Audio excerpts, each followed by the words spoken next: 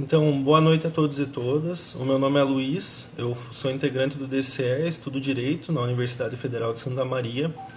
E a gente está trazendo na live hoje um tema que é de extrema importância nesse momento da gente estar discutindo, que é analisar essa pandemia tanto por um lado, dentro de uma análise social e econômica, para conseguir entender um pouco de todos os fenômenos que estão acontecendo a nível internacional, entender então esses fenômenos globais, mas também os nacionais, e entender as medidas que devem estar sendo tomadas, seja por parte do governo, seja por parte dos órgãos representativos e institucionais do nosso país, para que a gente consiga superar e fazer com que a população mais pobre não tenha que arcar essencialmente o custo dessa pandemia.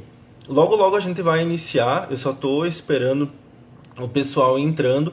E aí o nosso primeiro convidado vai ser o professor Bruno, que é professor do curso de Relações Internacionais da universidade, e que ele vai estar trazendo um pouco então desse parâmetro para a gente, dessa questão internacional, tanto ali um pouco antes, né, da pandemia, como estava a situação e o que a gente pode esperar no pós-pandemia também.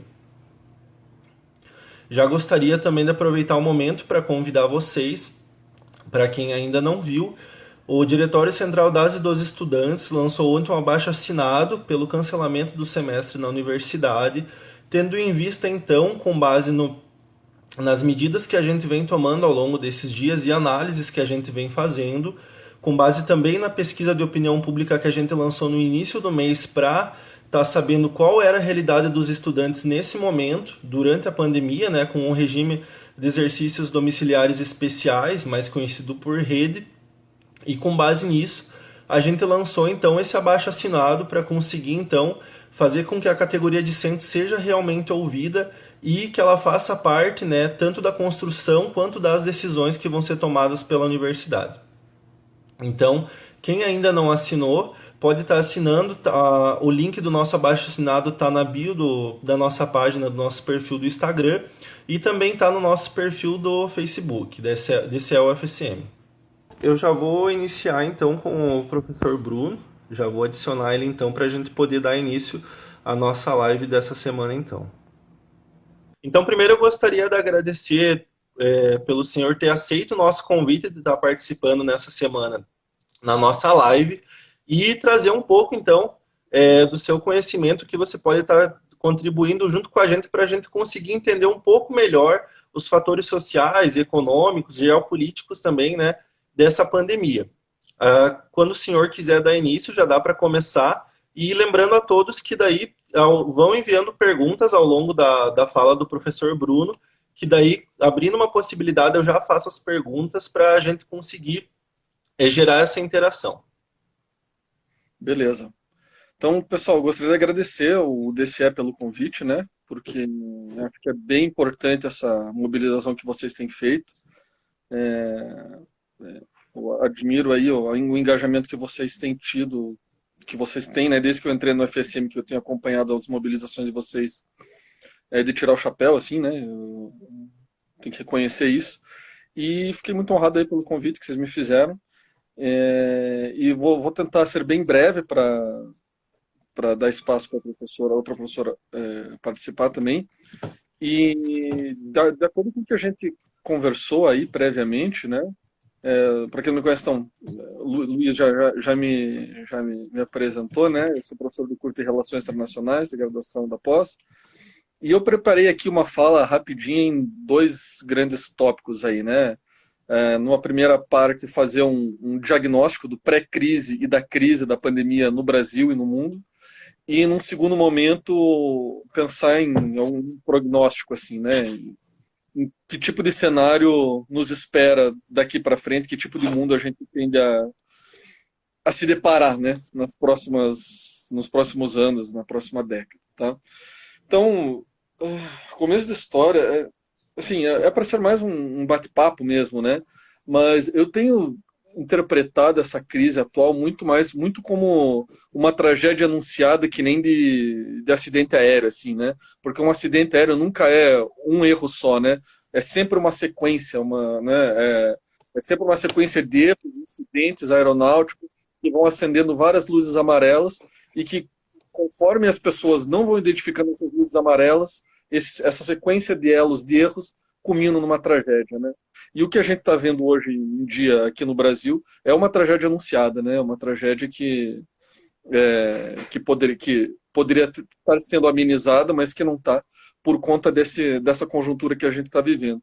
Eu costumo falar bastante, conversar com meus alunos em sala de aula, eu sinto muito falta do ambiente de sala de aula, né? Da discussão, do debate e tal, que, cara, assim, esse momento que a gente está vivendo é histórico, essa janela que eu chamo a gaiola das loucas, que se abriu em 2013, essa grande paura, sei lá, essa catarse coletiva que a gente vive há alguns anos, eu acho que a gente só encontra um paralelo nos anos 60 e nos anos 70, né? Tanto no Ocidente desenvolvido, nos Estados Unidos e na França, né, com as revoltas dos estudantes e tal, quanto aqui no Brasil, com a AI-5, com toda a manifestação cultural contra a ditadura que também existiu nesse período. E é um momento, e eu falo porque eu não sou tão mais velho que vocês, então, assim, é uma sensação de frio na barriga, de entender o momento histórico que a gente está vivendo. E essa janela de oportunidade, ela abre oportunidades temerosas, assim, né? Oportunidades ou para coisas horríveis acontecerem, mas elas também abrem oportunidades para que a gente possa transformar, né, o futuro do nosso país, da nossa história, e agir, né, enquanto atores políticos. Então, o trabalho que vocês têm feito, eu tenho que enaltecer, e é isso, a gente tem que aproveitar essa janela histórica de coisas horríveis que estão acontecendo para a gente tentar transformá-las, né? Beleza. Esse aqui é o recado inicial que eu queria passar para vocês, porque daqui em diante, então, a minha ideia é fazer um diagnóstico, né? E o diagnóstico ele é quase óbvio, né? Eu fiz algumas anotações aqui e o diagnóstico que eu faço, basicamente, onde está, nos países onde o Estado atua em setores estratégicos que garantem um nível digno de bem-estar social, a questão da pandemia ela está sendo lidada de uma forma muito mais organizada e o que se fala, né, do achatamento da curva está sendo muito mais bem sucedido. Então, é claro que há outros fatores relevantes, como a conectividade global, tipo redes de circulação de pessoas, a localização dos países, a faixa etária dos países. Claro que existem esses fatores, mas o meu argumento aqui para vocês, eu imagino que vocês concordem comigo, é que a atuação do Estado, né, e de entidades públicas em geral, ela é uma condição necessária para que dentro desses uma condição necessária para que o achatamento da curva seja bem sucedido, certo? E percebam que aqui eu falo Estado não é como sinônimo de democracia. Por quê? Porque eu, aí, como tarefa pessoal, né, para essa conversa que a gente estava fazendo, eu comecei a estudar os casos dos países que estão sendo bem-sucedidos, né, no combate à pandemia. E, em geral, a gente está falando de estados que são países que são democráticos e autoritários, né? Então, a gente não está falando de um regime, de um estilo de regime político, mas de países que sejam democráticos ou autoritários que tenham um elemento em comum, que é a atuação do Estado para muito além da repressão de grupos marginalizados, para muito além do monopólio do uso da força, né? Então, é basicamente a existência de estados de bem-estar social. E aí eu começo a identificar aqui dois grandes grupos, né? Dois grandes tipos de países. Quais são eles? Primeiro, são alguns países europeus, como a Alemanha e países nórdicos, e aí eu coloco nesse grupo um país que obviamente não é europeu, né? Que é a Nova Zelândia, mas que tem traços muito parecidos com países europeus, né? Países ocidentais, de certa forma, né? Com sociedades ocidentais. E um segundo grupo de países que também está sendo bem sucedido, que são os países asiáticos, da Ásia Oriental. Tá? E aí eu posso elencar China, Coreia, Japão, Taiwan, mas também Singapura e Vietnã. Então percebam, a gente não está falando aqui só de países democráticos, porque Vietnã é um país de regime único, de partido único, Singapura é um semi-autoritário. Mas o que esses dois grupos de países têm em comum? Eles conseguiram achatar a curva de contágio por meio de uma liderança política responsável e da administração pública competente, né? Então, é isso. E aí eu elenquei aqui, a partir preâmbulo desses grupos de países que eu identifiquei, o que tem em comum nesses países que estão sendo bem-sucedidos, e aí, a partir disso, refletiu a nossa realidade no Brasil, né? Então, quais são esses elementos que existem em comum? Primeiro, sistema público de saúde com abrangência horizontal, ou seja, universal, voltados para a prevenção e não ao combate de doenças específicas, tá? Então, em geral, esses países têm sistemas de saúde universal. De novo, esses elementos que eu vou falar não são sozinhos, eles não dão conta, mas é o conjunto desses países, ou conjunto desses elementos, ou a maioria desses elementos, que faz com que o país entre no caminho da contenção da curva da pandemia, né? Então, primeiro, sistema público de saúde com abrangência universal. Segundo, investimento de longo prazo em ciência e tecnologia. Terceiro, prevalência do pensamento científico na sociedade. Quarto, expansão da oferta monetária e do crédito para pequenos empresários, né? Como mecanismos de redução das desigualdades de renda e tudo mais. Quinto, controle da circulação de pessoas. Isso inclui não apenas o isolamento social voluntário por campanha de conscientização, mas também por fiscalização do Estado, né? Então, você tem países democráticos que estão cerceando as liberdades individuais na Itália, na Alemanha, enfim, em outros países, né? Mas que digamos, na Espanha também, né? O direito de ir e vir ele é deixado em segundo plano em prol da saúde coletiva, beleza? Mais um elemento, a gente tem testagem em massa. Então, isso é um outro elemento bem importante que países como Coreia do Sul, Taiwan vão se destacar.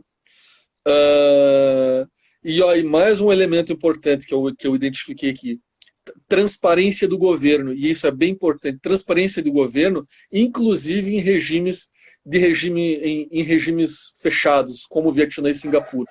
Então, mesmo nesses países que não são democráticos, a gente tem ali uma divulgação, né, uma relação do governo com a mídia muito mais saudável, muito mais transparente do que a gente vê em democracias como o Brasil, se é que a gente ainda pode dizer que o Brasil vive num regime de democracia, né?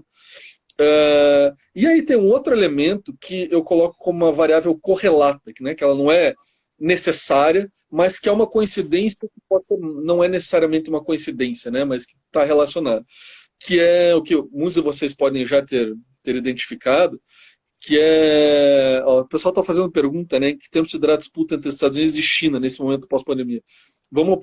Depois a gente abre, né, para essas perguntas, porque isso aí é um ponto importante.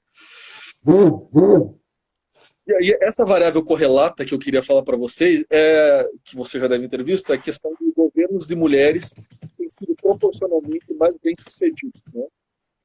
Não dá para dizer que um governo liderado por uma mulher necessariamente vai ser melhor do que um homem, mas, e aí as causas para descontrapor esse argumento é que a amostragem é baixa. Então, tem 17 países hoje que são governados por mulheres, de um total de 200, né? Então, e desses 17 países, 12 são países de renda média ou alta. E a gente tem uma conclusão que pode ser inversa, né? Que países desenvolvidos, né, eles têm uma chance maior, há uma probabilidade maior de que mulheres estejam incluídas no campo da política, né, na atuação política de uma forma geral.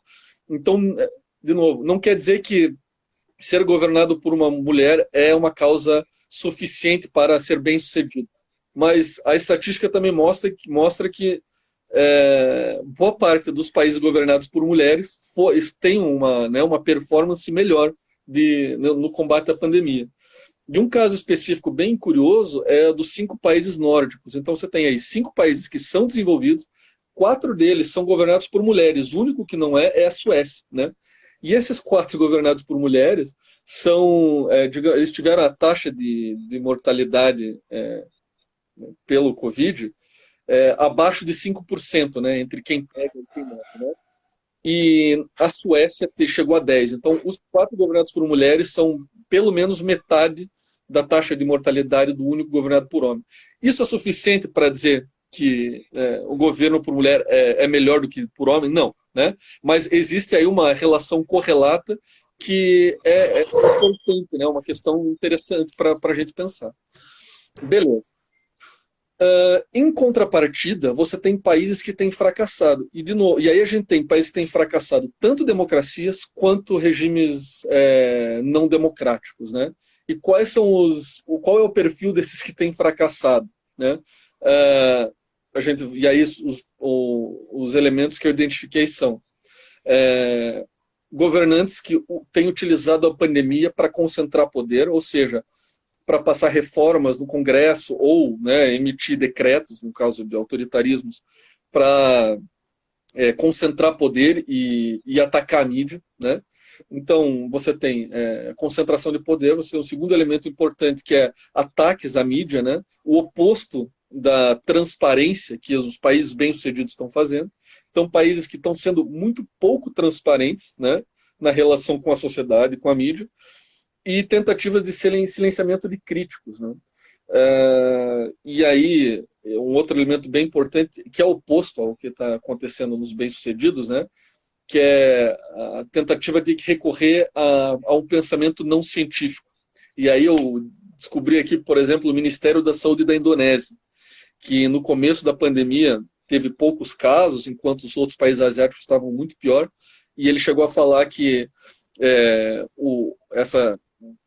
os poucos casos no começo da crise foram por causa das orações, né? Porque as pessoas estavam rezando muito e isso protegeu o país da pandemia, né? Enfim, só isso para vocês verem como o terraplanismo e o pensamento anticientífico ele não é um privilégio brasileiro ou ocidental, ele está no mundo inteiro, né? E é uma questão que a gente precisa,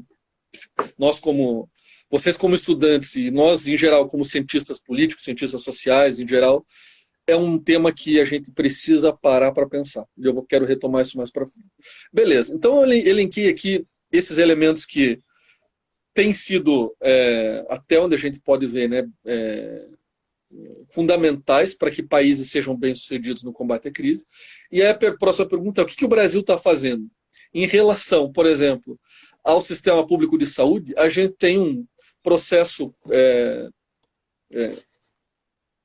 como já pode dizer, intenso, né, e consistente, há alguns anos, de deterioração do Sistema Único de Saúde e também dos hospitais universitários, né? Então, voltando, quais são os elementos que provam que a gente está no caminho errado? O primeiro é esse, o sucateamento de sistemas de saúde horizontais, né, universais. Segundo, sucateamento do investimento em ciência e tecnologia. Terceiro, em oposição ao pensamento científico, a gente tem uma difusão do terraplanismo, de fake news e tudo mais. Quarto, ao invés de políticas monetárias que garantem, né, o crédito para pequenos empresários e, digamos, que garantem o mínimo de estabilidade social e subsistência para as pessoas mais pobres, a gente tem no Brasil agora um processo dúbio, porque se por um lado a gente tem esse tal de auxílio emergencial para famílias de baixa renda, por outro lado você tem o congelamento dos salários de funcionalismo público em geral e uma tentativa de passar uma reforma tributária que aparentemente continuará mantendo as desigualdades de renda, né? Então uma reforma tributária que não vai onerar mais as grandes fortunas nem os lucros e dividendos das grandes empresas. Então, percebam, estamos no caminho oposto do ideal, né? Outro elemento importante, controle de circulação de pessoas. O que está acontecendo no Brasil é o protagonismo de governos estaduais e municipais nesse sentido, porque o governo federal está no sentido oposto, certo? Outro, não há testagem em massa, né? E aí, essa é a receita que a gente tem acompanhado para catástrofe anunciada, né, que a gente está encaminhando. Diante disso, o prognóstico que eu tenho pensado aqui, eu penso em alguns temas bem rapidinho, vou falar para a gente passar para a conversa, né? No plano das ideias, é isso que eu tenho falado bastante em sala de aula, nós estamos vivendo, pessoal, isso aí é bem claro, o final, ou a gente pode colocar o fim de um arco de 2 séculos de iluminismo, de separação entre Estado e religião, certo? Esses 2 séculos de prevalência do iluminismo não geraram só benesses para a humanidade, porque o imperialismo, o racismo, é tudo fruto, né? O darwinismo social é tudo fruto também desse pensamento iluminista. Mas uma da, das questões boas, vou colocar assim, né, progressistas que o iluminismo nos trouxe, é a separação entre igreja e Estado e a prevalência do pensamento científico, né? E nesse momento a gente vê o oposto. É de um lado aquele debate secular científico da Guerra Fria entre capitalismo e socialismo está sendo sobreposto por um outro debate que é, digamos, do identitarismo religioso e conservador. Oi, diga. Tá me ouvindo? Aham, sim. Ah, não, achei que você tinha falado alguma coisa. Tem um gato miando aqui querendo Não, sair não. da minha sala aqui. Vamos lá, Tranquilo. eu vou ser bem breve aqui. Então, assim, no plano das ideias, pessoal, é isso. Assim, o que eu vejo é que esses 2 séculos de separação entre igreja e Estado e de prevalência da ciência tá indo por água abaixo, né? E aí geralmente se falar da Revolução Islâmica no Irã, porque é como se fosse apenas nos países muçulmanos que isso está acontecendo. Não, é no Ocidente capitalista cristão que isso está acontecendo, né? Então, no plano das ideias, a gente vê esse fim desse mundo do século XX, século XIX, que eu já falei. E o segundo, que aqui um outro elemento que eu coloquei, é a tendência estrutural de precarização do trabalho e aumento das desigualdades de renda, certo? Então, acreditava-se que novas tecnologias vão diminuir a- vão aumentar a produtividade, com isso as horas de trabalho poderão ser diminuídas e tudo mais, mas não é isso que acontece, né? Então, no mundo em desenvolvimento, a gente está muito longe do ócio criativo lá, preconizado pelo Domênico de Masi e tudo mais, e que as pessoas vão trabalhar com o que gostam e tudo mais, né? E para mim a chave disso é o sistema tributário. Então, para mim, o sistema tributário brasileiro ele é muito desigual, né? Ele tende a a perpetuar as desigualdades de renda, né? E a Covid, né? Cara, eu escrevi esses dias sobre. Vocês lembram num longínquo fevereiro de 2020, quando a gente falava de Oscar e do Coringa e do Parasita, né? E, cara, esse mundo retratado pelo Parasita, pelo filme Parasita, é o mundo que a gente está vivendo, cara. De elevação das desigualdades de renda, de que quem sofre com as catástrofes ambientais e sanitárias agora é a população pobre, né? Quando você vê lá a família pobre lá descendo morando no esgoto, né, nas catacumbas da cidade. Cara, é esse mundo que a gente tá entrando, né? Parece que foi 10 anos atrás que a gente estava falando desse filme, né? Mas foi às vésperas do Covid. Então, assim, e aí entrando nesse mundo que a gente vive, e aí puxando para a questão da educação, eu me assusto muito porque, assim, o ensino remoto, por um lado, essa forma improvisada como a gente está, nós professores estamos tendo que, né, é opcional, né, se os professores querem não dar aula, né, e aí eu não tiro, assim, não deixo de lado a perspectiva da reitoria e da UFSM de abrir essa possibilidade para todos, né, para os professores e para os alunos que continuarem tendo atividade, mas eu tenho um medo muito grande de que isso poderá ser usado como um case de sucesso para mostrar para a gente mostrar para a sociedade que professor agora não precisa mais, que é desnecessário o salário de aula, porque salário de aula custa dinheiro, você tem que pagar luz, tem que pagar água, uma estrutura desnecessária. Então eu tenho um medo muito grande que o mundo que a gente vive e a tecnologia que vai ser usada para para formar esse novo mundo não seja tão cruel como eu penso que vai ser, né? Então, assim, falar aí, né, do Bacurau, né? Tomara que tenhamos um filme igual ao do Bacurau, sim, tomara. E aí, cara, entrando agora na pergunta do Matheus sobre algo que eu tenho dedicado a pesquisar muito, é que nesse mundo pós-pandemia, pós-Covid, e pós-iluminista, né, pós século XVIII a século XX, o nosso século XXI, no Ocidente, ele tende a entrar numa treva muito grande e a Ásia, não só a China, mas a Ásia, de uma forma geral, vai sair muito fortalecida dessa crise. Então, boa parte desses exemplos que eu dei para vocês de países que foram bem-sucedidos são países asiáticos, cara. Então, claro, você tem uma linha, primeira linha de Japão, Coreia, Taiwan e também China, mas você tem uma segunda linha de Singapura está nessa primeira linha, né? Mas os tigres asiáticos como Malásia, Vietnã, que também vão sair fortalecidos, né?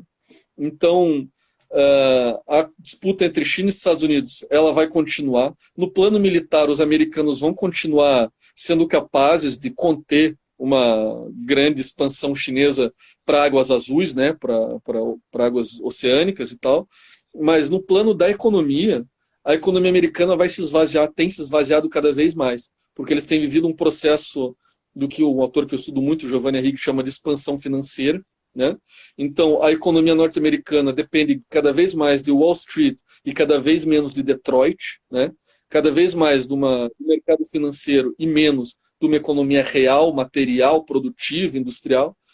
E essa economia produtiva, industrial, material, se deslocou para a Ásia. Então, é nesse contexto que eu vejo o Covid, né, ou digamos a pandemia, como um estopim, né, esse gatilho para o mundo pós-ocidental. Então, para resumir, teremos um mundo pós-ocidental, pós-americano e essencialmente asiático e tudo mais, né? E nós aqui, para terminar, nós aqui na América do Sul, no Brasil, estamos sempre à mercê dessa transição de poder entre as grandes potências. Continuaremos a ver navios porque não temos um projeto de Estado, né? Um projeto de desenvolvimento nacional.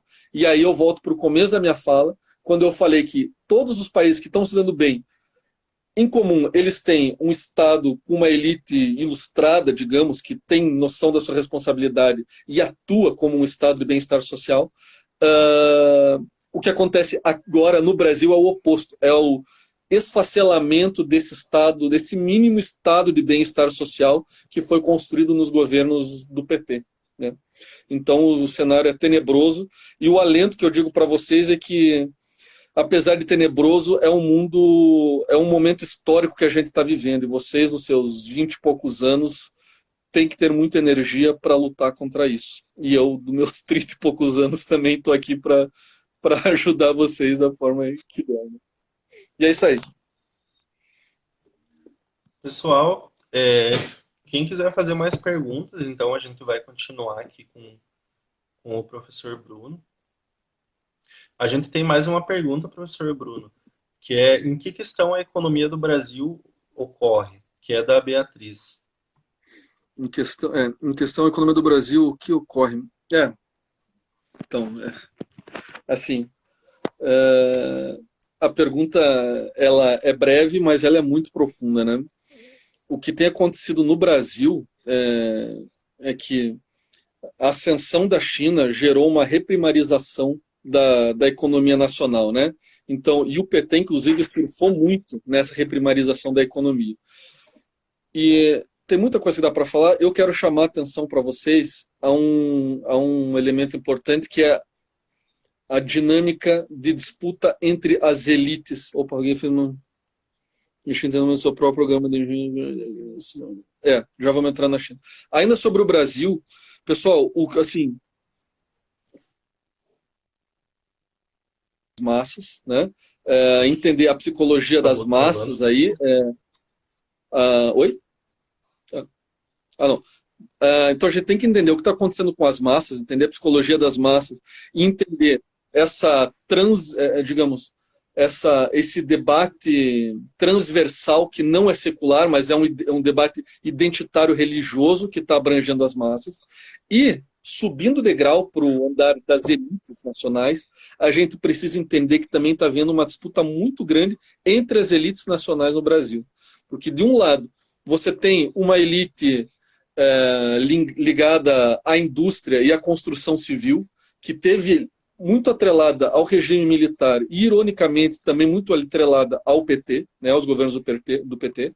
E essa elite é, digamos, uma elite mais tradicional, né, que tem pelo menos 50, 60 anos, e que, bem ou mal, transformou o Brasil numa potência de construção civil e num país relativamente industrializado. Esse é um bloco, certo? Um bloco da elite no poder. Infraestrutura, construção civil, engenharia e do outro lado, a gente tem uma elite emergente que está emergindo junto com a classe C emergente. Isso é bem importante que vocês tenham em mente, né? Que essa elite emergente é uma elite ligada aos setores de consumo de bens duráveis e não duráveis. Roupa, serviços, decoração de casa e tudo mais. E essa nova elite é uma elite muito mais ligada ao mito da meritocracia, muito mais ligada digamos, ao neopentecostalismo, né, aos grupos neopentecostais. Então, está havendo nesse momento, digamos, não dá para dizer que é uma guerra civil, mas um confronto de elites, estão entendendo? E essa elite emergente é a elite que sustentou a campanha do Bolsonaro e colocou ele no poder, que é muito diferente da elite que vem, como eu falei para vocês, dos anos 60, dos anos 70, quando o regime militar colocou lá os Odebrecht da vida, né, como campeões nacionais de desenvolvimento, certo? Então, longe de querer enaltecer a corrupção que a Odebrecht causou, mas que a Odebrecht teve ao longo das décadas, mas essa abordagem, a partir de uma perspectiva de ciência política da Lava Jato, você consegue identificar muito claramente que a Lava Jato teve muito longe de ser um processo jurídico e foi muito mais um processo político. Então, a Lava Jato derrubou essa elite mais tradicional, e não estou dizendo que é uma elite boazinha não, sabe? Mas é uma elite muito mais... ela é obrigada a pensar no povão, porque é uma elite que está colocando gente na indústria e que está contratando peão de obra. Está entendendo? Essa elite tem sido gradualmente deslocada por uma elite que, digamos, ligada ao agronegócio e ao mercado de consumo, né, de bens de consumo. E aí você pergunta, bom, mas essa elite dos bens, o velho da van, o Riachuelo e tudo mais, essa galera também não está preocupada com o consumo das pessoas? Claro que está. Só que essa galera foi alçada também ao poder, ironicamente, pelo governo Dilma, né? Pela expansão do crédito que o governo da Dilma fez, principalmente no final do seu primeiro mandato, no seu primeiro mandato, de uma forma geral, certo? Então, é o tipo de coisa que sim, a gente precisa pensar numa autocrítica do governo que a gente pode chamar de esquerda, de centro-esquerda do PT, mas entender como foi um tiro no pé nessa ascensão da nova burguesia brasileira e como ela acabou derrubando os próprios governos do PT, né? Poderia continuar falando aqui, mas eu quero ver que vocês estão escrevendo aqui bastante, né? A gente teve uma consideração agora, Ah, que ela diz o seguinte, então, né? A China tem atualmente o seu próprio programa de engenhos hipersônicos e tem adquirido sistemas de defesa antimíssil, criando um sério impedimento para eventuais ataques à China. uhum, Caso tu queira comentar sobre, então, a gente tem também do Daniel aham, algumas considerações e uma pergunta. Eu peço desculpa porque acabou que as perguntas só carregaram agora. uhum, Então, professor, estamos vivendo um momento de desvalorização da ciência e da educação com esse movimento que o senhor retratou como pós-iluminista. O senhor acha que após a pandemia vamos ter uma sociedade que valorizará mais o SUS, a ciência e as universidades? tá. Quem fez a pergunta? Tá numa série de... não dá para ver, mas... cara, essa é uma pergunta muito boa e, assim, o que a gente vê agora no momento de crise é que em crise, todo mundo é socialista. Em crise, a gente chegou a ver o Amoedo dizer que nunca defendeu o Estado mínimo, né, num debate que ele fez com o Ciro na Globo News. Agora é fácil não ser defensor do Estado mínimo, né? Então, assim, eu sou bem... Assim, A gente tem que ser otimista, cara. Eu acho que talvez a pandemia possa fazer com que as pessoas voltem a valorizar o SUS, a ciência, as universidades, os hospitais universitários e tudo mais. Mas, cara, é muito desleal, porque assim, a gente está competindo com uma máquina de propaganda que é muito desleal, que digamos, assim, uma de manipulação dos algoritmos da opinião pública de uma forma nunca vista antes, né? Então, é o que eu falo, cara, a gente tá no olho do furacão. É como se, né, sei lá, 10 anos atrás, 20 anos atrás, era óbvio que os americanos não deveriam ter invadido o Iraque, ou que, sei lá, as pessoas acredito, não sei, cara. Eu tenho achado que a política é cada vez mais o espaço de projeção de afetividades individuais e de coisas subjetivas do que da racionalidade, sabe?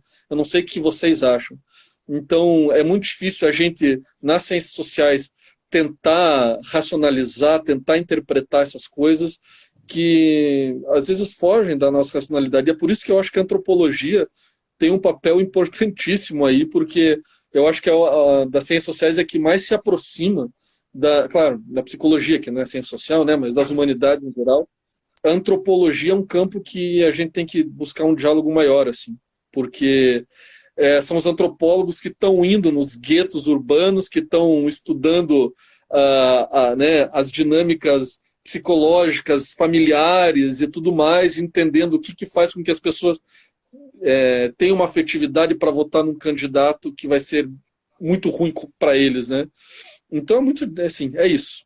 E aí esse mesmo colega aqui perguntou se estamos vivendo, não, tá, estamos vivendo um momento de desvalorização da ciência com esse movimento que o senhor Moura retratou como pós-iluminista. Exato. E assim como eu falei, não é que ser iluminista é só bom, né? Porque como eu falei, né? O imperialismo, o racismo, o colonialismo, ele foi baseado numa ideologia iluminista, né? Mas, a meu ver, pelo menos é melhor do que um pensamento medieval ou metafísico e tudo mais. E a gente está vendo agora o retorno desse tipo de...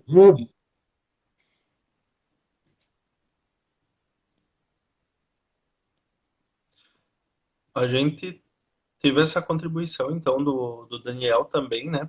Uhum. Sobre quais perspectivas você tem, então, para o pós-pandemia, né? Sobre, então, a defesa do SUS, a ciência, das universidades.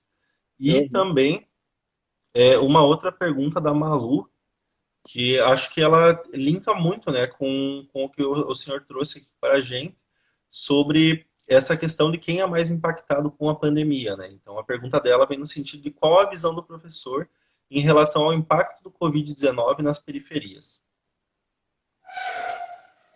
Cara, depois eu posso passar para vocês, me fugiu agora o nome da menina. Tem alguns estudos aí que estão rolando na UFRJ, e claro, o Rio de Janeiro é sempre o laboratório de análise mais gritante assim, das desigualdades de renda no Brasil, né? Então, não há dúvida de que a pandemia ela não é democrática, né? É líquido e certo que a pandemia ela não é democrática, né? Então, certamente existem classes, existem grupos raciais que vão sofrer mais com a pandemia. Uh, e aí alguém falou do Bacurau ali, né? Também eu tenho algumas ressalvas assim. O filme é meio louco, né? Tem algumas coisas interessantes, outras muito viajadas, né? Mas assim, ó, o retrato, e aí retrata muito bem ali o sertanejo em relação ao que é civilização, né? Cara, e como às vezes as próprias pessoas nos grupos menos favorecidos vão ter que se articular entre si para lidar com a crise, porque não sei, cara, assim, o SUS, as pessoas em geral, elas tendem a diminuir o SUS, né?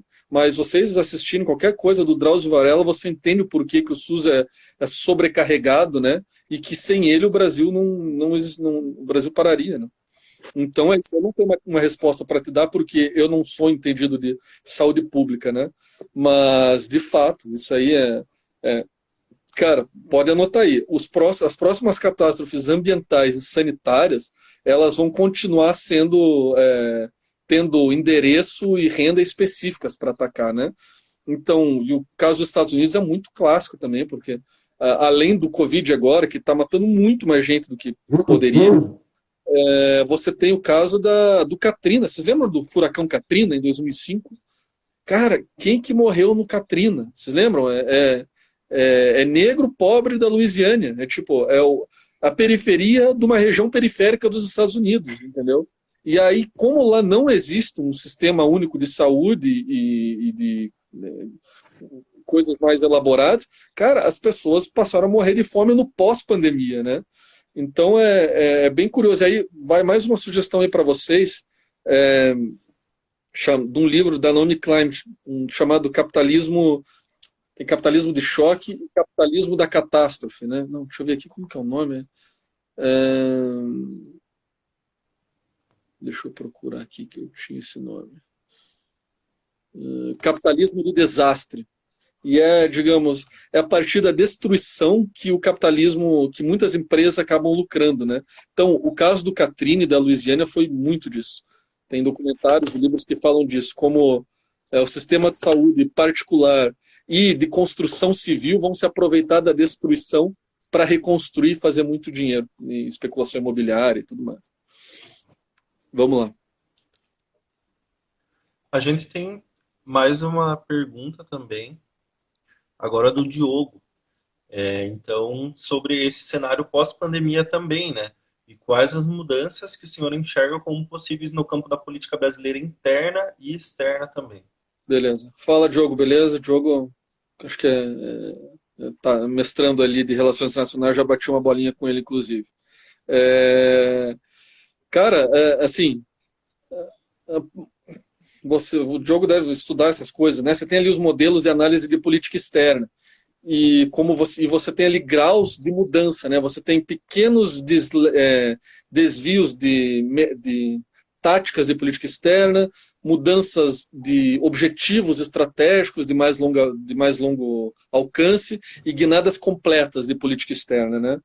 E aí, nesse caso, no sentido do Brasil, é sempre bom fazer uma retrospectiva, como se por um lado a Dilma mudou bastante, né, em termos de política externa, a guinada não foi tão grande. Então o PT manteve uma certa coerência em política externa.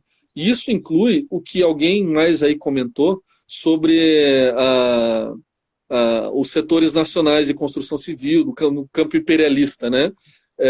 Exatamente. E o Brasil, cara, o Brasil do PT foi visto aqui pelos nossos vizinhos como um grande imperialista, né? Por muito tempo. Vocês lembram do Rafael Correia lá, prendendo ou fazendo detenções de engenheiros brasileiros não sei se agora era o Odebrecht ou era JBS, não, era por uma dessas construtoras aí. E o Brasil, sim, foi visto como um subimperialista. Agora, com o Temer você tem uma gradual mudança de objetivos, então, que é uma linha de política externa muito do PSDB, né? E o governo Temer, assim, ele foi nitidamente um governo de PSDB. O PSDB passou 4 eleições sem conseguir ser eleito e teve que ser eleito a partir dos meandros do impeachment ali. E a política externa do Temer, que é essencialmente uma política externa do PSDB, que teve o José Serra e depois o Aloysio Azevedo como chanceleres, né? Você tem um começo de uma guinada aí de retorno para os canais convencionais, que são Estados Unidos e Europa, né? Só que ainda de uma forma muito mais civilizada. Já com o Bolsonaro, aí, cara, é palhaçada, né? Aí nem qual que foi a pergunta exata do Diego, do Diogo, foi o cenário, né? O cenário pós-pandemia, quais mudanças possíveis no campo da política externa? Interna. Bom, no campo da política externa, cara, sim, a gente tem um palhaço no poder, na chancelaria, né, no MRE. Então, é olavismo, assim, é uma guinada de 180 graus, que a gente poderia dizer que do governo PT para o governo Temer foi uma guinada de 40, 50 graus. e agora a gente tem uma guinada de 180 graus em relação a qualquer coisa que veio antes, né? Então, o cenário pós-pandemia, a meu ver, infelizmente, eu acho que teremos candidatos à presidência de direita que vão acabar ganhando as eleições de 2022. Eu torço muito para que não, para que seja um Ciro, um candidato que aparentemente é mais moderado, né? Eu nem sei se como professor eu poderia estar falando essas coisas, né? Mas não é sala de aula, é um papo aí, né, que a gente está tendo. Mas é, isso. E aí, cara, uma digressão que eu queria fazer é que assim, a Argentina e o Brasil tomaram caminhos diferentes no século XX, muito pelo alinhamento que eles tiveram em política externa. Então, a Argentina se manteve agarrada a um alinhamento que eles tinham a Inglaterra. E eles foram para ladeira abaixo junto com a Inglaterra, né? E o Brasil, que se alinhou aos Estados Unidos, subiu, né, os degraus no poder internacional, graças ao alinhamento que o Brasil teve com os Estados Unidos. Isso inclui, inclusive, o Getúlio Vargas e o regime militar, né? Então, como alguém comentou ali, né, o Brasil foi um pouquinho, como que alguém escreveu ali? Professor, A Lava Jato veio para botar a burguesia brasileira no caminho dela, no cantinho dela, exatamente. Então é isso aí que o Another Lambert escreveu ali, né? Bom, resumindo é isso então, pessoal. Eu vejo um cenário tenebroso para o Brasil. Eu acho que a gente tem um papel a desempenhar aí para tentar mudar isso. E se não for a gente, não vai ser mais ninguém. Então, se você tem alinhamento de elites retrógradas e anti-iluministas, digamos assim, a gente tem que buscar alinhamentos entre quem se opõe a isso, né? E por isso o sectarismo que que é característico da esquerda tem que ser deixado um pouco de lado, né? Então é um momento de união e da gente lutar junto aí. Beleza? Obrigado então, pessoal. Beleza, professor, eu Pedro. gostaria de agradecer a sua presença, então, a disponibilidade por estar participando conosco e ter contribuído tanto aí com a gente, então, trazendo essa análise, né, a nível global e considerações também acerca do cenário brasileiro, né? Obrigado, então, pessoal. Obrigado ao Fiquem DCE e atentos obrigado à galera que está comentando aí que, nossa, é algo novo para mim, acho que para todos os professores, tipo, fazer uma live, interagir com o pessoal, ver os comentários. É muito louco esse mundo, cara. Mas vamos nessa. Tamo junto. Pode desligar aí. Valeu, Luiz. Falou. Muito obrigado, professor. Valeu. Eu vou chamar então a professora Laura, do Serviço Social, com essa perspectiva mais do Brasil e das políticas públicas e sociais que devem estar sendo tomadas a nível nacional, né? Boa noite, professora. Boa noite, tudo bem? Você está me ouvindo? Eu tô, Boa você tá me noite, tudo ouvindo? bem? Boa noite, tudo bem. Sim, Boa, boa noite para todas, perfeito. para todos e para todos. Tá bom? Eu acho que você pode iniciar se apresentando, então, e já dar sequência, então, na sua fala. Ao longo do tempo, quando surgirem as perguntas, eu já vou repassando para você e a gente vai, então, gerando essa integração, né, para a gente conseguir estar fazendo essa conversa. Legal. Eu sou a Laura, então, sou professora no curso de Serviço Social, né, da CCSH, aqui da UFSM. Também atuo no CCS, na Residência Multiprofissional em Saúde, na área da saúde mental. E também estou no corpo docente, né, eu sou vice-coordenadora da especialização em estudos de gênero. Então, eu vou conversar com vocês, é mais nessa perspectiva, assim, acho que como o professor Bruno, que me antecedeu, né, fez, então a gente vai bater um papo. Não vou me estender tanto, até porque me fez um enorme favor, contextualizando mais a questão da pandemia internacionalmente e também os rebatimentos dela aqui no país. Então, acho que esse âmbito mais assim geral de debate sobre a pandemia e também com algumas questões bem específicas, o professor Bruno contemplou muito bem. Eu estava aqui só que eu não consegui entrar, mas eu assisti durante esse período de 1 hora. E aí, assim, né, também acho que é importante dizer que, do ponto de vista até da condição de poder falar desse rebatimento da pandemia na sua perspectiva mais social, é algo que nos toca a todos e todas, né? Não, nós não temos, assim, em alguma área da academia, uma separação do social, portanto, todas as reflexões, elas acabam, de alguma maneira, tocando nessa questão mais social. Diferente também do Bruno e de vocês, eu estou mais próxima da população do grupo de risco, dito de risco, né? Então, assim, eu sou uma pessoa que já passou por algumas crises nesse país, nunca tão vista assim, de forma aguda, em termos do rebatimento de uma pandemia, né? Eu não estava na gripe espanhola, não sou tão antiga, mas já teve outros episódios, né, mais de saúde pública e sanitária no mundo, que também nos afetou, mas não na proporção como está da Covid-19. Hoje, eu estava agora acompanhando também paralelo, nós alcançamos um número terrível de 600 mortes em 24 horas. Isso são os dados oficiais, que não são oficiais, nós sabemos que é muito subnotificado.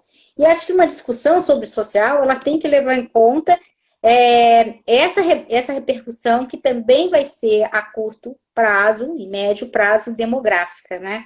Então, a minha intenção aqui com vocês estão me ouvindo? Estou vendo a bolinha aqui, a minha internet não sei se está muito boa, é um pouco falar da questão da pandemia, mas mais dentro desses marcos, né? Então, assim, dos marcos que são mais da área mesmo das políticas públicas. Então, o rebatimento demográfico, o rebatimento na questão social, na questão da pobreza, especialmente na medida que nós temos uma expansão da pobreza absoluta, uma ampliação da desigualdade social e o surgimento, não inédito, mas, digamos assim, acelera, que é de alguns grupos que passam a ficar mais vulneráveis e que compõem algum corpo que a gente poderia dizer que no mundo todo é pensado mais como um grupo de pobreza relativa. Por que relativa? Porque supõe-se que, passada a pandemia, esses grupos sociais vão conseguir, de alguma forma, recuperar, em parte, a condição que tinham anteriormente. Então, acho que é um pouco nessa perspectiva de falar das políticas públicas, da questão da pandemia relacionada especialmente a algumas políticas públicas, mas tendo como mote essa questão mais de repercussão demográfica da pandemia. Queria ressaltar, e assim, não sei como é que vocês também depois podem, acho que na interlocução e nas perguntas a gente pode bater uma conversa, acho que mais cuidado,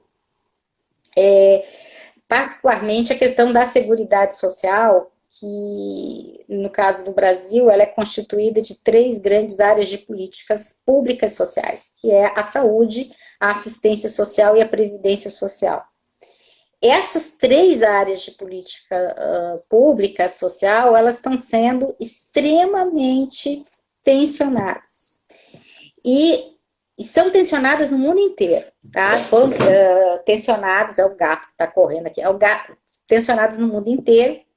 Diferente um pouco do professor Bruno, eu não acho que tenha, assim, uma experiência tão exitosa na Europa com relação à pandemia. Acho que nós tivemos na Ásia, em alguns países, o Japão está ainda deixando a desejar, mas os países onde a gente experimentou o estado de bem-estar social na pós-guerra, eles decepcionaram bastante em termos de enfrentamento da pandemia. O sistema universal de saúde deles foi completamente desmantelado desde os anos 80, com a expansão do neoliberalismo. Então, a gente não consegue, pelo menos eu tenho uma dificuldade de comparar com a Europa, o Brasil, mas dentro do contexto da pandemia, acho a Europa extremamente decepcionante. A Alemanha, talvez a única, porque teve uma condição excepcional de testagem, está dando um pouco de respostas um pouco melhores. Mas os países, assim, país berço, né?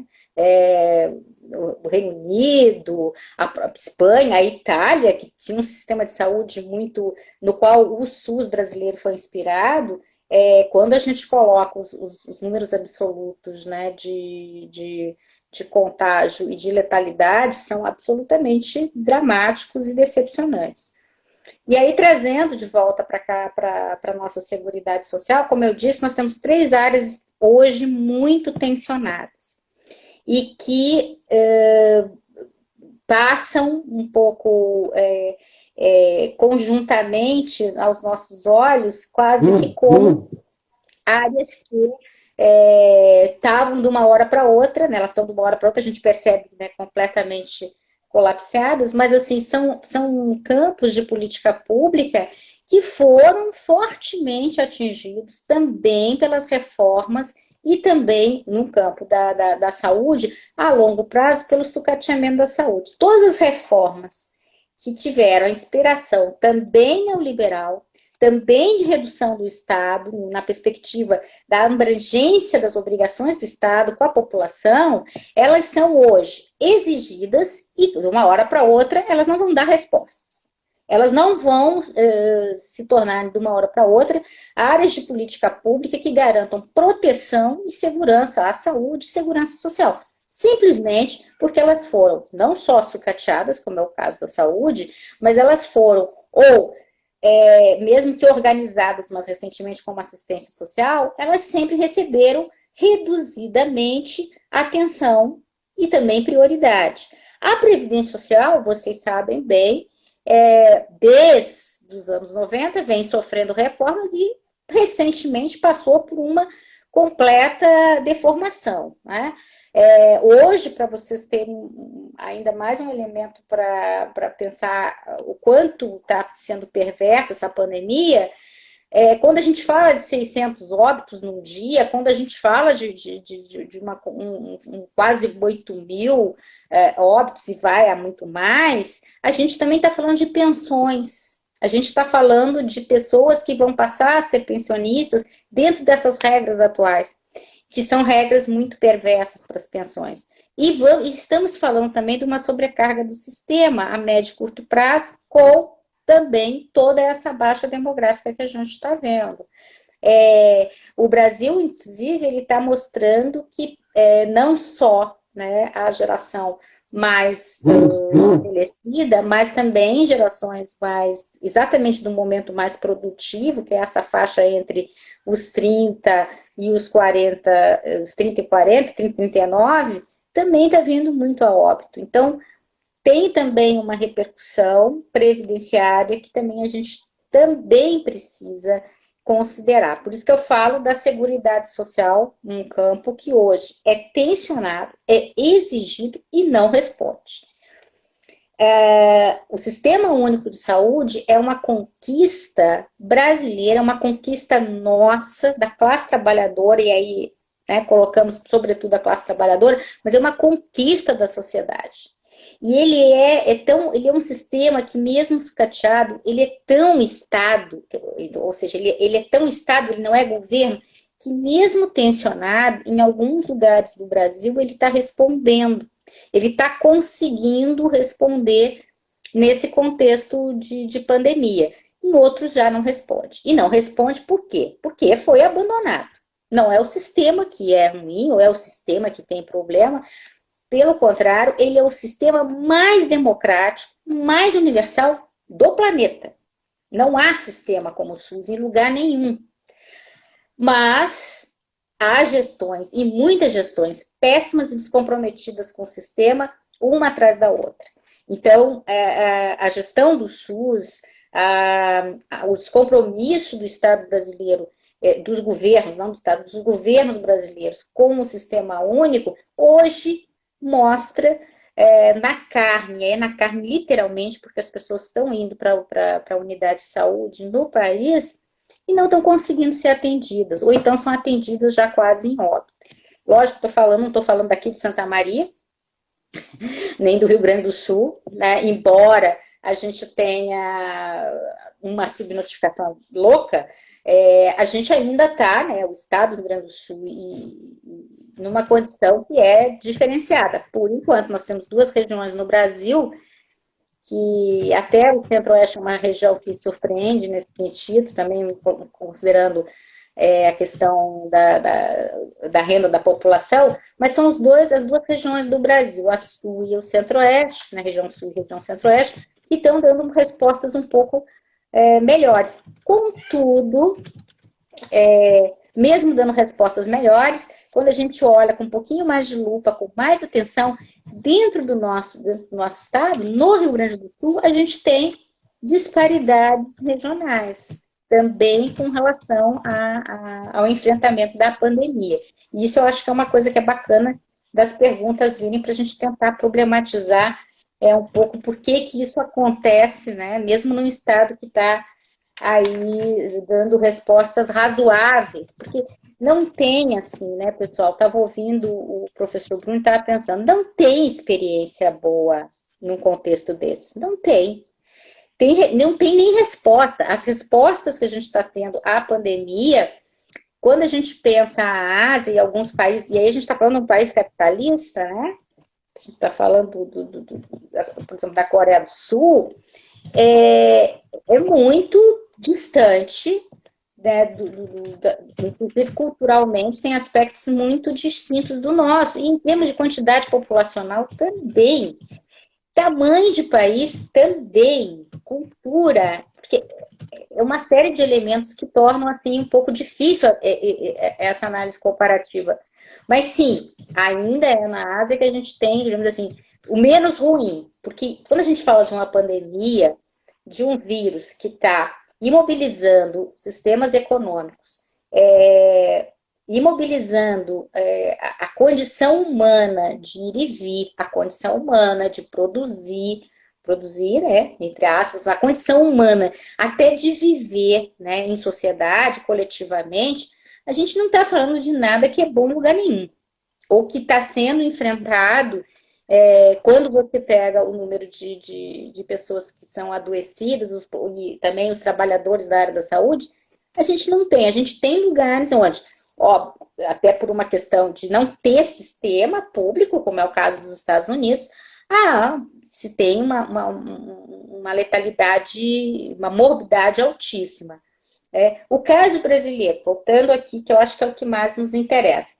Ele, então, do ponto de vista social e das políticas públicas, ele é dramático, mas, ao mesmo tempo, embora dramático, eu acho que hoje, até as esquerdas, centro-esquerda, enfim, nós devíamos estar pensando melhor nessa, vamos dizer assim, oportunidade, que é triste, é dramática, mas é uma oportunidade de se ter uma dimensão, uma visibilidade do tamanho da nossa desigualdade social, que ela só fica pior com a pandemia, mas ela já estava lá, ela já existia. As filas na frente da Caixa Econômica Federal mostram isso. Esse é um auxílio emergencial de R$ 600, é menos que o salário mínimo, a gente está falando de um auxílio que é inferior ao salário mínimo, e que não é só para aqueles pobres mais pobres, que sempre foram pobres, é para pobres que estão assim, nem pobres, para uma população que está sem renda. Eu acho que a gente tem que fazer essa diferença. A gente tem uma população pobre, gigantesca no Brasil, sempre existiu. Em alguns momentos teve mais acesso a algumas políticas de inclusão, mas a pobreza, ela sempre existiu no Brasil, em proporções significativas, bem grandes. Uma proporção bem grande. Agora, nós temos uma população vulnerável que também está lá na fila dos R$ 600, porque está sem renda. Ela não é estruturalmente uma população pobre, mas ela está lá ali nas filas. E aí a gente poderia também problematizar por que na frente de um banco? Por que esse auxílio emergencial, hoje, ele é gerenciado por banco? Por que não o Sistema Único de Assistência Social? Por que não os aparelhos que institucionalmente deveriam estar respondendo pela assistência social no país? Essa é uma outra questão que também acho que para quem pensa as políticas públicas é interessante para a gente estar problematizando. Mas a condição dessa condição, né? Essa condição de empobrecimento pontual de alguns e muito maior de outros que já estavam desprovidos, dá na pandemia uma condição da gente deveria dar uma condição da gente poder dialogar não só agora, mas também depois com o povo brasileiro, para mostrar o quanto esse país é perverso socialmente. Porque isso é uma perversidade sem proporção. As pessoas vulneráveis já estão vulneráveis, estão pobres, mais pobres, não conseguem nem se alimentar e vão para fila quilométrica de um banco, né, da Caixa Federal, para receber um auxílio emergencial, podendo, e alguns relatam isso, a gente escuta isso, né, a gente ouve isso, preferem contrair o vírus, se for o caso, na aglomeração da fila do banco, do que passar fome. Então, esse universo, né, da nossa desigualdade, sério mesmo, se a gente não conseguir, enquanto ciências sociais aplicadas ou ciências das humanidades, ou enquanto universidade, também enquanto esquerdas, poder problematizar e dialogar e buscar alternativas, né, com esse contexto da pandemia, a gente não vai conseguir nunca mais. Não vai conseguir nunca mais. E nesse ponto, assim, eu sou muito severa com as esquerdas.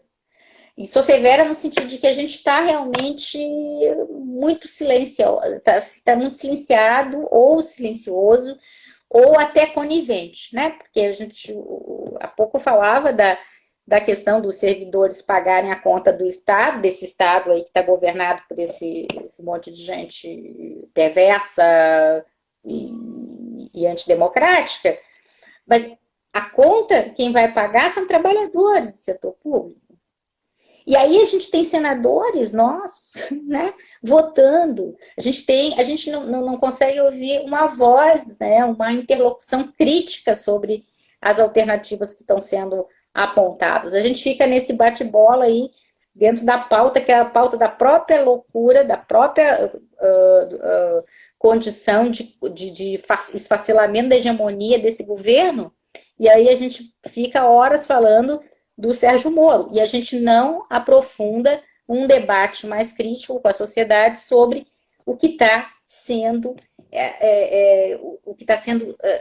mais do que demonstrado, evidenciado, que não é uma coisa assim, ó, é o tipo da conversa que a gente tinha que ter com a população para dizer, não é teoria e prática, não é coisa lá do nosso colega que está fazendo 202 anos hoje só, não é só do Marx, não é só teoria, é realidade.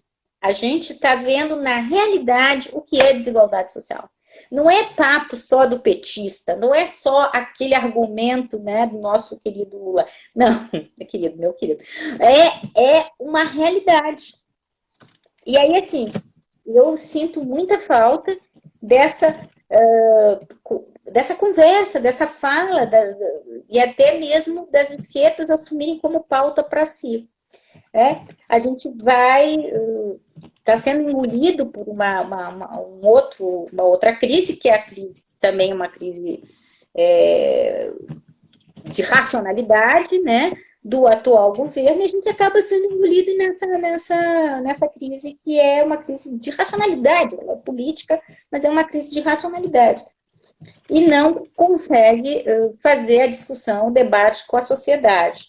E o debate implica considerar que, do ponto de vista do rebatimento da pandemia no social, nós vamos ter, pós-pandemia, de imediato, uma reorganização do trabalho dentro do capitalismo, dentro do modelo do capital.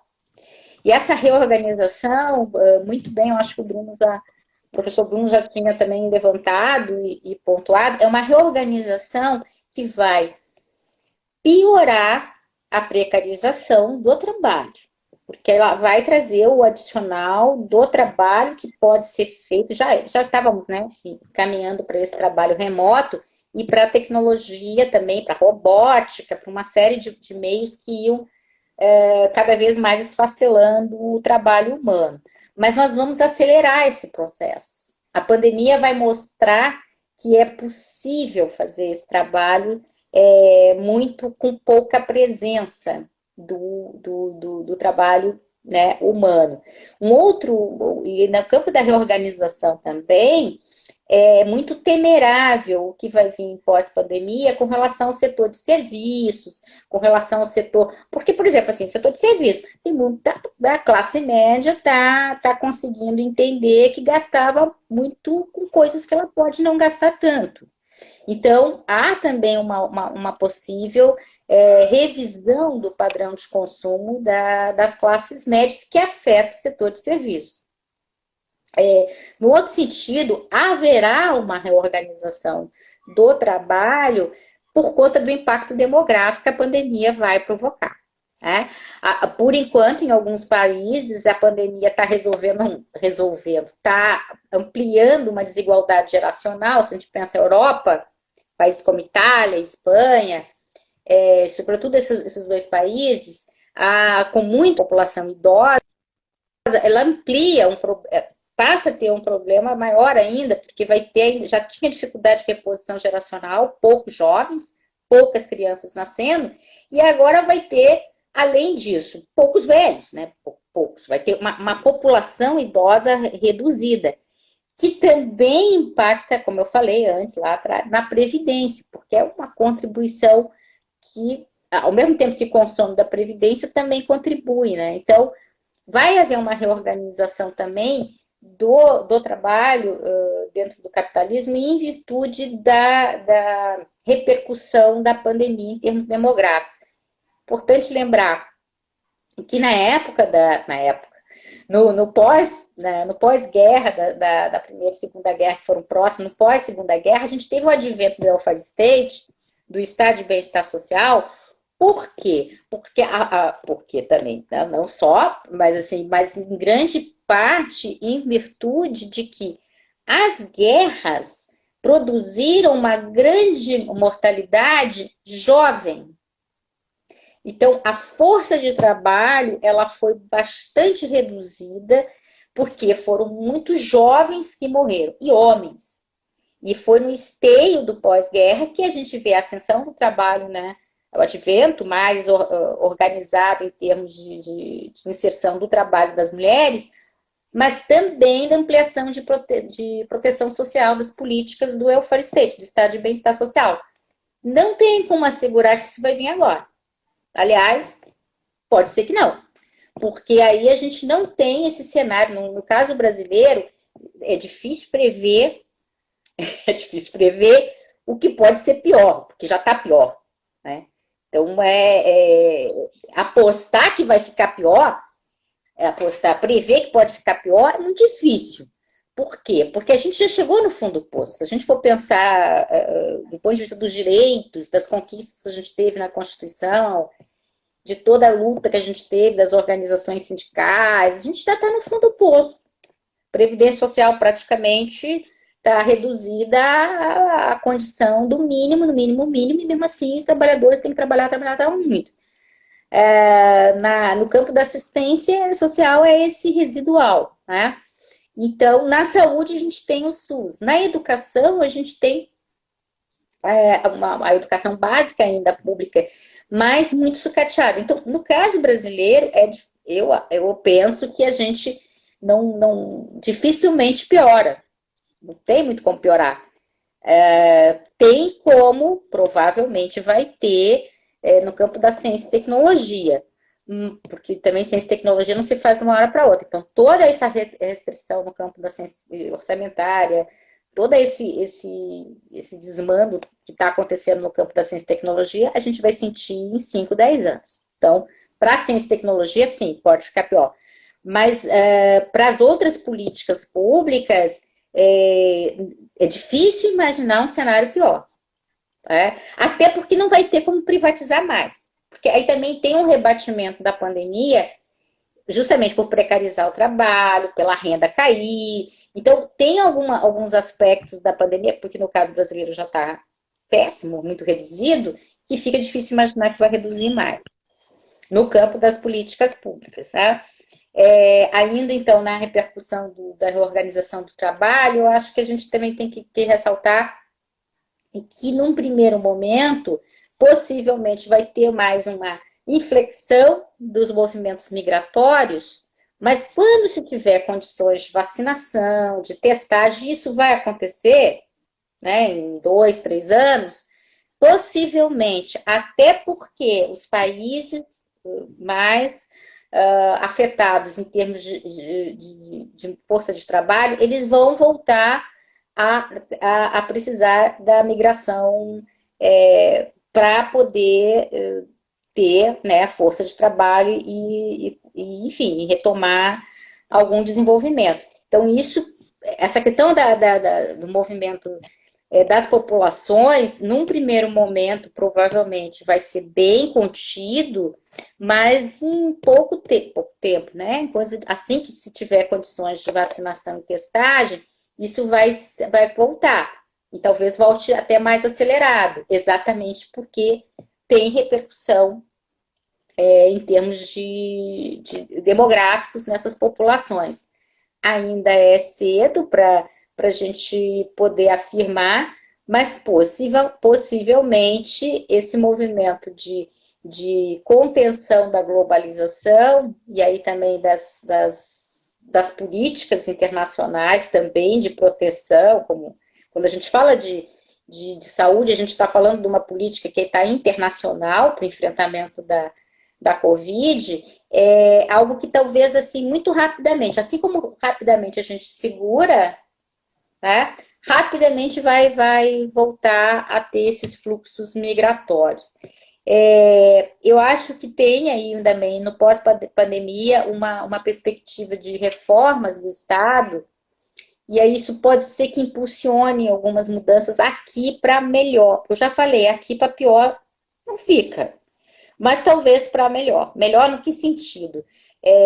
Por exemplo, nessa questão da saúde, como a gente consegue ver a necessidade do SUS, a importância do sistema público gratuito, que às vezes ficava muito teórico, muito distante da gente, sobretudo eu falo do lugar da classe média. Pode ser que com uma repercussão também internacional se tenha mais atenção e mais investimento para a área da saúde. Então, acho que esse é um campo que pode ser mais até impactado para melhor.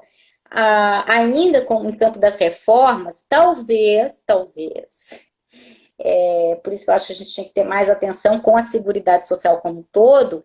Pode ser que algumas reformas venham a acontecer para a Previdência Social até ao contrário do que elas foram apregoadas e efetivadas. Tá? Alguns incentivos podem vir no campo da Previdência Social até para poder ter alguma fixação, algum acúmulo, né, de fundos públicos. Então, eu não vejo assim de uma forma tão crítica, isso pensando em condição mais internacional desses campos de política pública. No caso de países como o Brasil, e a gente está vendo, não é só o Brasil, o Equador também, né, acaba de também demonstrar isso cruelmente, o problema da pobreza é talvez o fator mais agravante, né? Esses países que têm uma profunda desigualdade social, e aí o nosso caso aqui, a pobreza e a desigualdade é um fator que está se mostrando muito mais de risco e perigoso, né, para a pandemia do que propriamente a questão geracional. Por exemplo, que foi um fator que foi muito complicado para a população da Europa, né? Então, aqui a gente tem uma condição que também a gente sabe que não vai mudar com o fim da pandemia, mas que deve ser mais observada e mais objeto de políticas que realmente toquem nessa questão mais profundamente. Para finalizar, eu acho que para trazer mais um elemento, eu acho que a gente tem que ter muita atenção quando fala da renda mínima. Eu queria especificamente falar disso e o auxílio emergencial. Auxílio não é renda. Então, auxílio é como tá, né, como foi concebido e efetivado. O auxílio, ele é algo que é dado por um tempo e ele cessa. Ele não é renda mínima. Nós não conseguimos assegurar isso no país. Renda mínima também não é proposta de esquerda, não é uma proposta socialista, é uma proposta dentro do liberalismo e ela mais simpática, né, até a social-democracia. O que nós temos hoje é muito distante do que apregoava lá nos anos, final dos anos 80, anos 90, não, 90, acho que 90, o Suplicy, não é uma renda. E eu acho que a gente não pode cair, né, e talvez até ingenuamente valorizar algumas, enfim, que são mínimas, né? Algumas não são nem políticas, né? São ações compensatórias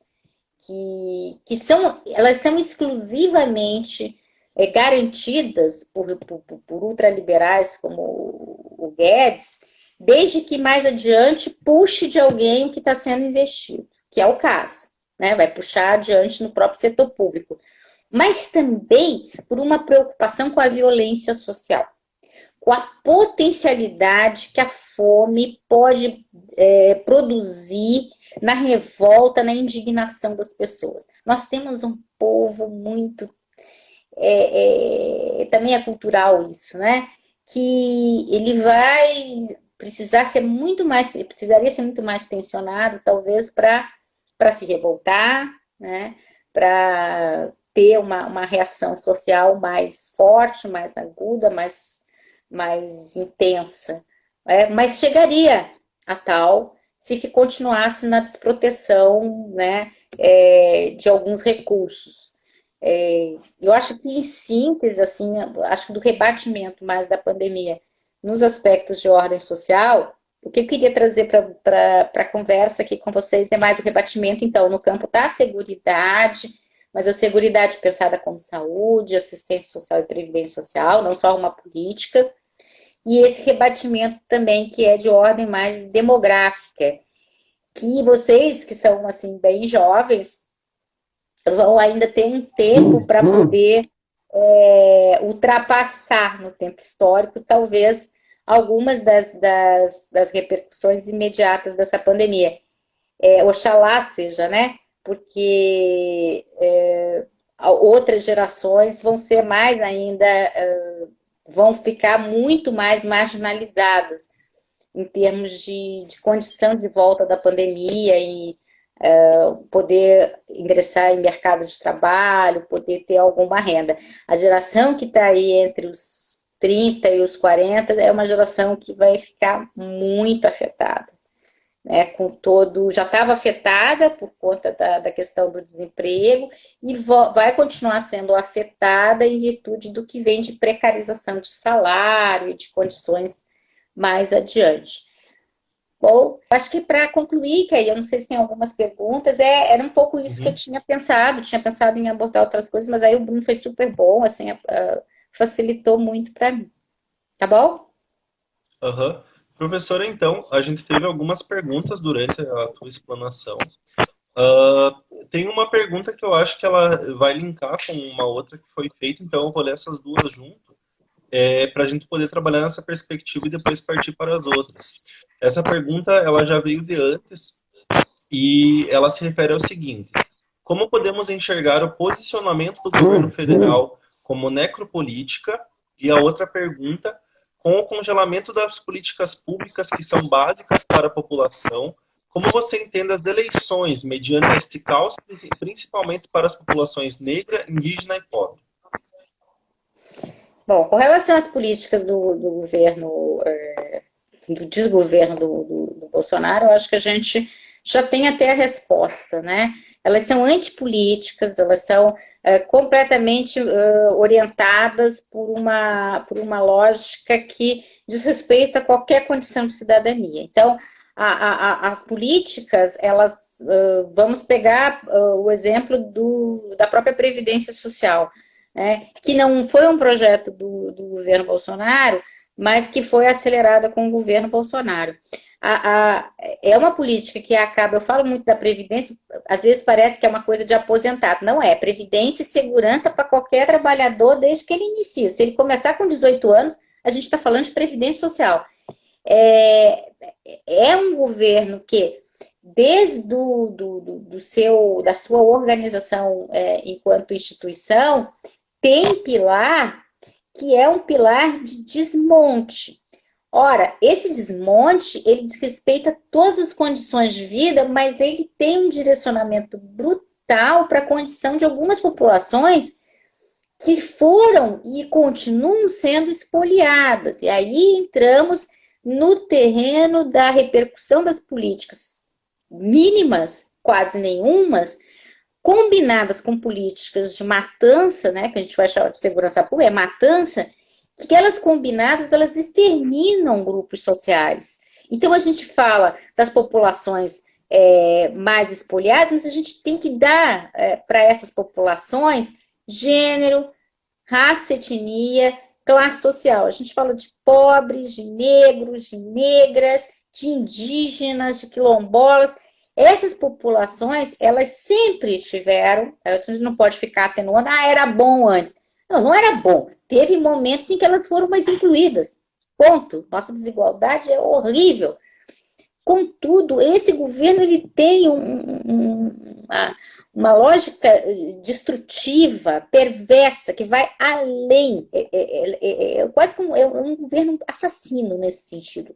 Porque ele mira naturalizando a morte e o extermínio de algumas populações. Então, assim, na minha avaliação, não é só uma questão de dizer que esse governo é ruim ou é bom. Ele é um governo que tem uma missão de extermínio. Que tem uma missão que, porque acredita numa ordem social em que os melhores não são esses, e que eles, então, podem, sim, ou se matar, ou então ser incentivados a morrer. Daí também porque tanta dificuldade, né, de assumir que tem que ter isolamento social, que tem que ter cuidado com a saúde, porque, afinal de contas, está falando, né, vai morrer e daí? Não é assim? Então, o que eu penso com relação a essas políticas é que elas nem são, né, políticas como a gente apregoa para a proteção mínima social, nem dentro de uma perspectiva liberal. Né? Então, sim, é um governo que ele objetiva até um tipo de equilíbrio na sociedade, dentro de uma ordem que essas populações são populações que elas são desconsideradas. Não vejo, como eu falei antes, eu acho que a gente está perdendo tempo em alguns campos, sobretudo no campo da esquerda, de dialogar com a sociedade, de potencializar, né, no debate político que a pandemia está mostrando. E aí eu sou um pouco, não extremamente pessimista, só pessimista, com relação ao que a gente vai ter no campo eleitoral. O que é que a gente está vendo de forma mediática e de repercussão? É quase que o PSDB ressuscitando. Né?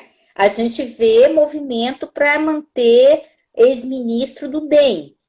Então, assim, é um contexto tão irracional na política brasileira, por conta dessa ascensão aí que teve do bolsonarismo, que setores que estavam quase mortos, moribundos, assim, o DEM era um partido que estava, né, sem qualquer importância, e o próprio PSDB, depois na última eleição que teve nacional, volta para o cenário. Né? Volta para o cenário com algum protagonismo, porque alguns governadores estão protagonizando. Por outro lado, a gente tem aí uma dificuldade dessa própria direita constituir uma hegemonia. Então, com relação às próximas eleições, que são bem próximas, que devem acontecer em dezembro, talvez janeiro do ano que vem, dependendo de como fica a situação de São Paulo e do Rio, porque a gente não pode ignorar que metade do eleitorado das prefeituras e tudo no país estão ali nesses dois estados, dependendo de como eles fiquem, eles estão muito mal na pandemia. A gente pode ter em dezembro, eu não vejo mais essas eleições acontecendo antes de dezembro.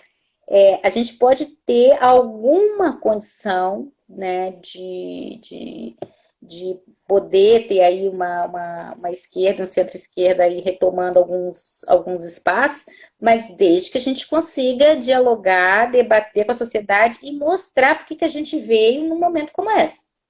Porque se a gente continuar num lugar em que a gente está só apoiando cientificidade, apoiando pessoas, mesmo que possam ser importantes, competentes nas suas áreas, mas quase que acriticamente, a gente de repente esqueceu quem foi o Mandetta, de repente deu uma amnésia geral, quem era o Mandetta, né? E aí a gente volta a ter um surto, sei lá, um surto de amnésia, e aí não se preocupa com a consequência de aprovar o que foi aprovado no Senado na semana passada, no sábado, em que a gente teve votação de medidas que são medidas que prejudicam o serviço público, ou, consequentemente, prejudicam o atendimento à população.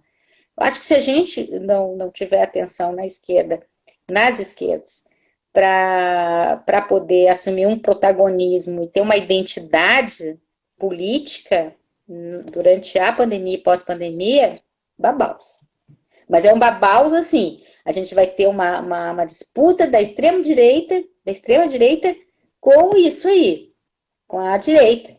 Uma direita rica, intelectualizada. É isso, né? PSDB tentando voltar para algum campo, para algum protagonismo com o Dória aí, com o nosso governador, né? Então, eu vejo assim. Inclusive, esse é um debate muito importante de ser feito, né? Tanto para dentro da esquerda, né? Da gente conseguir, como você disse, assumir um espaço de protagonismo e não simplesmente uma força auxiliar para não acabar testemunhando aí um novo cenário onde polariza uma extrema-direita e uma direita tradicional, e que vem com um partido em essencial, o PSDB, né? Afinal, a gente, pelo que a gente acompanha também, acho que é mais do que nítido para a gente de que eles podem ter as suas divergências ali, a gente acompanhou os últimos fatos, né, em relação a isso, dessa busca, então, dessa direita tradicional de se afastar um pouco da figura do Bolsonaro, mas, na realidade, a maioria dos projetos políticos que eles têm, eles estão juntos nisso e estão aprovando, né? A gente tem mais uma consideração que foi feita. Você disse também, falou sobre a questão aí, alguns problemas que viriam aí com o auxílio emergencial, né? Então, a pergunta foi feita, foi a seguinte: quais as principais falhas que você identifica no auxílio emergencial, na forma como está sendo implementado e o que poderia ser feito? Certo. Primeiro também queria dizer assim, ó, legal, e o pessoal tá fazendo uns comentários super bacanas. Obrigada, gente, né? Obrigada, assim, né? A gente tem que falar umas coisas que a gente não gostaria de falar. Eu adoraria falar sobre coisas boas, né? Mas a gente tem que falar da realidade. Bom, acho que tem, assim, tem uma dificuldade de interlocução, né? Vou falar que nem o cara do poço, óbvio, desse governo com a sociedade civil organizada, porque não é com base nisso que eles trabalham, que eles existem. Então, acho que um problema, na verdade, tem duas dimensões aí que dificultam a questão do acesso, né, e da garantia do auxílio emergencial.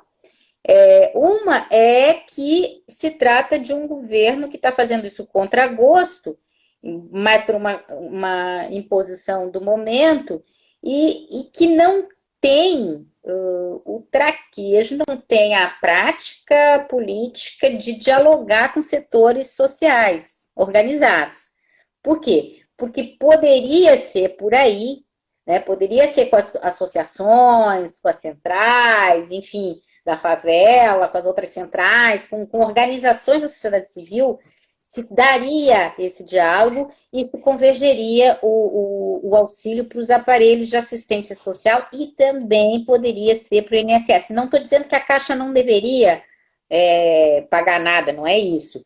Mas destinar para um banco que não tem sensibilidade nenhuma, nem traquejo, nem técnica, nem condição de trabalho com essa população, para meramente ser um acesso burocrático bancário para receber um auxílio num contexto desse, desumaniza ainda mais o que já é desumano. Então, eu acho que esse é um grande problema. Assim, não há uma interlocução com os setores organizados da sociedade para o acesso do auxílio, e também a absoluta desconsideração com o Sistema Único de Assistência Social, que deveria ser mais valorizado nesse momento, deveria estar muito mais atuando nesse sentido para que esse acesso não fosse um acesso meramente burocrático, absolutamente reprodutor de desigualdade, porque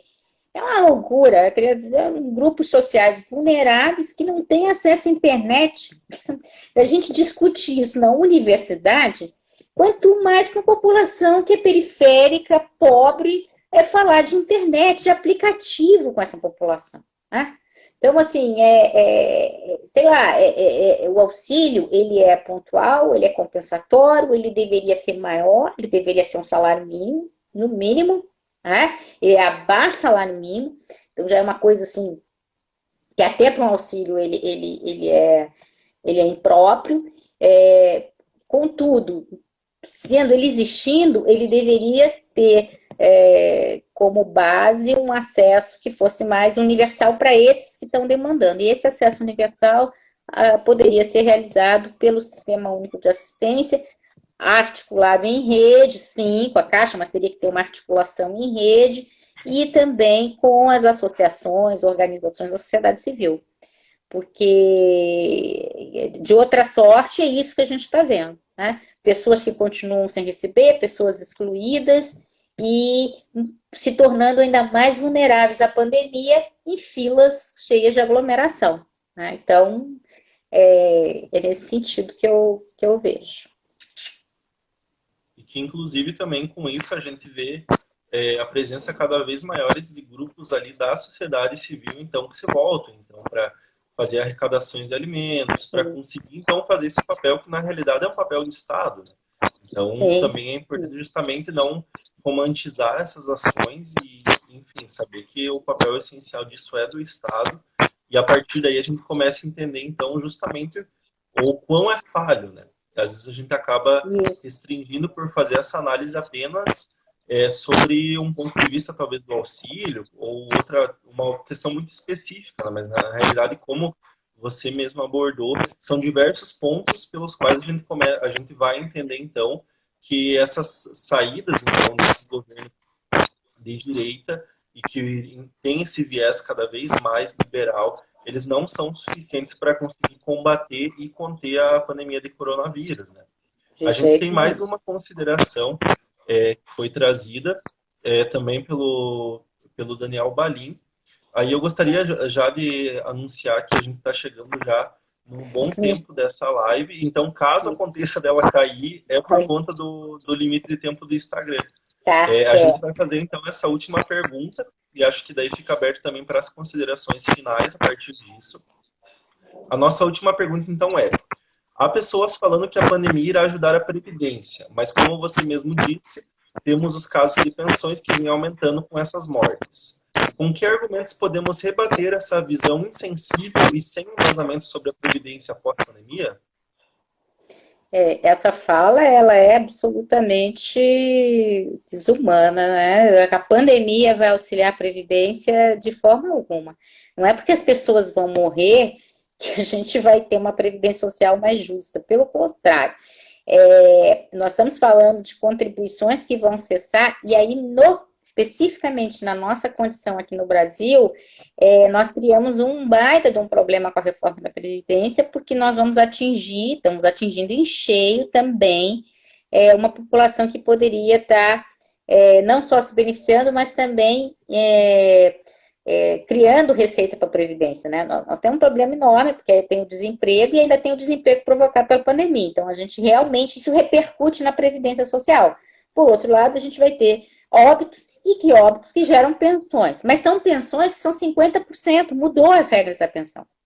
As pensões mudaram no dia seguinte que foi promulgada a reforma da Previdência, diferente de aposentadoria, de outros benefícios que ainda levaram um tempo, e tem regra de transição, pensão não tem.